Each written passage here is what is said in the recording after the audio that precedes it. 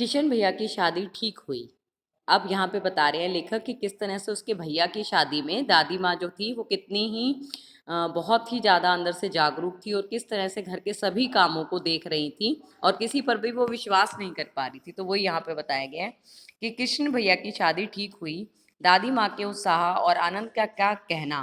दिन भर गायब रहती, सारा घर जैसे उन्होंने सर पर उठा लिया हो। पड़ोसने आती, बहुत बुलाने पर दादी माँ आती, बहन बुरा ना मानना, कार परोजन का घर ठहरा। मतलब कि घर में शादी का माहौल है, एक काम अपने हाथ से ना करूं तो होने वाला नहीं। क्या होता है बेटा कि घर के बड़े व्यक्ति को जब तक ऐसा लगता है कि घर में अगर कोई ऐसा इस तरह का त्योहार वाला काम है तो जब तक वो अपने काम को ना कर ले तब तक उन्हें तसल्ली नहीं होती है, किसी पे विश्वास नहीं कर पाते वो। तो यहाँ पे भी इसी बात को बताया गया है। जानने को यूं सभी जानते थे कि दादी माँ कुछ करती नहीं, पर किसी काम में उनकी अनुपस्थिति अनुपस्थिति मतलब वस्तुतः विलंब का कारण बन जाती। मतलब ऐसा लगता था उन्हें कि अगर उन्होंने काम ना किया तो वो काम हो ही नहीं पाएगा। विलंब मतलब देरी का कारण, और अनुपस्थिति मतलब अगर वो नहीं काम को कर रही हैं तो वो काम जो है बहुत ही देर से होता था। उन्हीं दिनों की बात है, एक दिन दोपहर को मैं घर लौटा।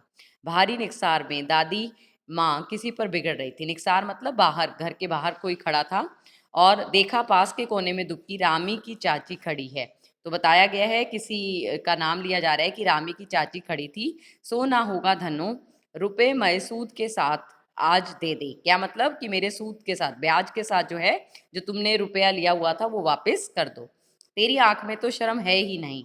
मांगने के समय कैसी आई थी, पैरों पर नाक रगड़ती फिरी, किसी ने एक पाई भी ना दी। अब लगी है आजकल करने फसल में दूंगी, फसल में दूंगी। अब क्या तेरी खातिर दूसरी फसल कटेगी? अर्थात मतलब तुमने पहले कहा था कि फसल जब कटेगी तो तुम्हें दे दिया जाएगा, परंतु आज फसल कट गई है तो अब क्या दोबारा फसल काटने की तेरी वेट करूं? तो तुम ब्याज जो है, जो रुपया तुमने मुझसे लिया था उसको कब वापस करोगी? इस तरह से उसको डांट रही हैं। दूंगी मालकिन, रामी की चाची रोती हुई दोनों हाथों से आंचल पकड़े दादी माँ के पैरों की ओर झुकी। बिटिया की शादी है, आप ना दया करेंगी तो उस बेचारी का निस्तार कैसे होगा? निस्तार मतलब कि उसका घर कैसे बसेगा? हट हट, अभी नहा के आ रही हूँ। दादी माँ पीछे हट गई। जाने दो दादी, मैंने उस अप्रिय प्रसंग को हटाने की गरज से कहा। बेचारी गरीब है, दे देगी कभी। चल चल, चला है समझाने। मैं चुपके से आंगन की ओर चला गया। कई दिन बीत गए, मैं इस प्रसंग को एकदम भूल सा ही गया था कि एक दिन रास्ते में रामी की चाची मिली। वह दादी को पूतो फलो दूध नहाओ, मतलब कि तुम जो है बहुत लंबी आयु तक जीवित रहो और बहुत ही हृष्ट पुष्ट मतलब अच्छे स्वास्थ्य के साथ जो है तुम जीवित रहो का आशीर्वाद दे रही थी। मैंने पूछा, क्या बात है धनो चाची? तो उसने विहल होकर कहा, विहल मतलब व्याकुल होकर कहा, उरीन हो गई बेटा। उरीन मतलब कि मैं ऋण मुक्त हो गई, जो मतलब कर्जा मैंने लिया था वो मेरा मुक्त हो गया।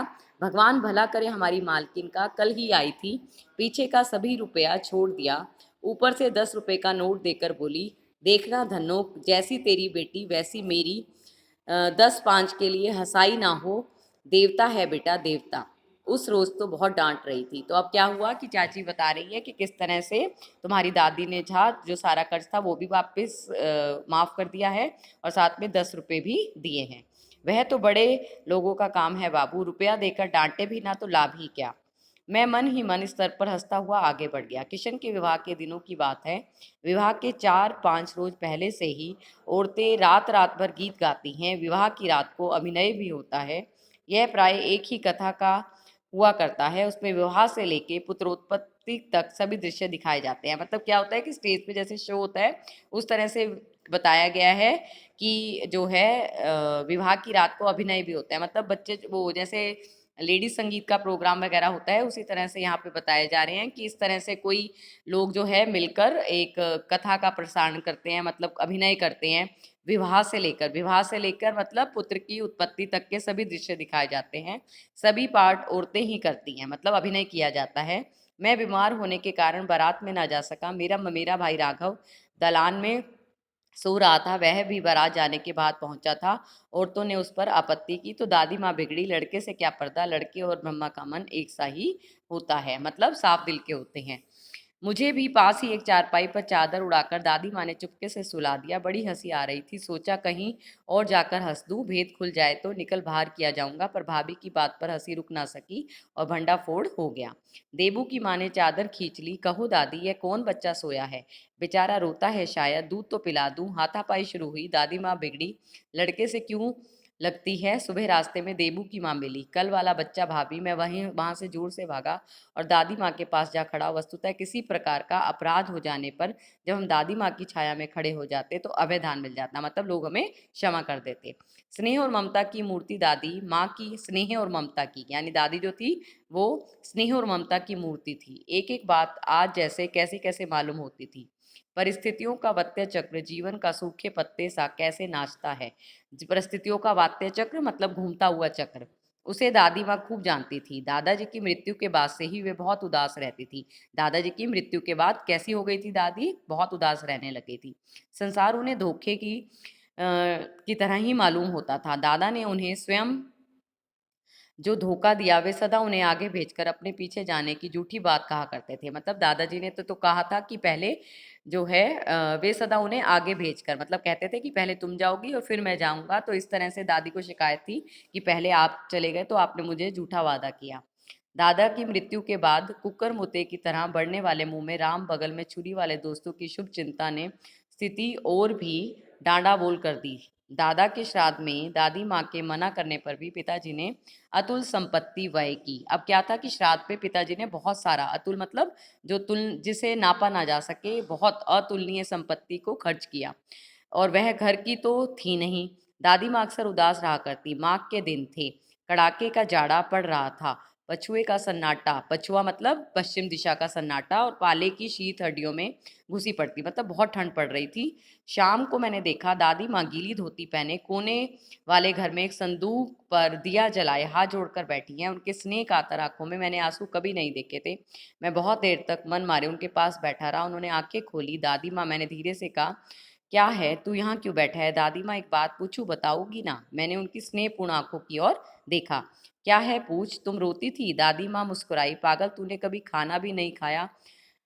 तूने अब चल चल, धोती तो बदल गई। दादी माँ, मैंने कहा, मुझे सर्दी गर्मी नहीं लगती बेटा। वे मुझे खींचती रसोई में ले गई। सुबह मैंने देखा चारपाई पर बैठे पिताजी को और किशन भैया मन मारे कुछ सोच रहे हैं। दूसरा चारा ही क्या है? बाबू बोले, रुपया कोई देता नहीं। कितने के? तो अभी पिछले भी बाकी हैं। वे रोने रोने से क्या से हो गए। रोता क्या है? दादी माँ ने अपना हाथ सहलाते हुए कहा, मैं तो अभी हूँ ही। उन्होंने संदूक खोलकर एक चमकती सी चीज निकाली। तेरे दादा ने यह कंगन मुझे इस दिन के लिए ही पहनाया था, और उन्होंने जो है वो कंगन अपने पुत्र को दे दिया ताकि इससे वो जो जितना भी कर्जा चढ़ा हुआ है उसको लौटा सके। सचमुच मुझे दादी माँ शाप भ्रष्ट देवी सी लगी। क्या मतलब? कि शाप से मुक्त होकर, मतलब वो खुश थी कि वो अपना किसी तरह से अपने पुत्र के कर्जे को जो है चुका पा रही थी। धुंधली छाया विलीन हो गई। मैंने देखा दिन काफी चढ़ गया है। पास के लंबे खजूर के पेड़ से उड़कर एक कौवा अपनी घिनौनी काली पांखें फैलाकर मेरी खिड़की पर बैठ गया। हाथ में अब भी किशन भैया का पत्र कांप रहा है। ये सारी की सारी बातें बेटा लेखक जो है वो सिर्फ सोच रहा है, और एकदम से क्या होता है, उसके पास पत्र आ जाता है जिसमें लिखा होता है कि दादी माँ अब नहीं रही। तो अंत में उसे पता चलता है और वो अपनी इन सारी बातों को, गांव की बातों को याद कर रहा होता है। ठीक है बेटा? ओके, धन्यवाद।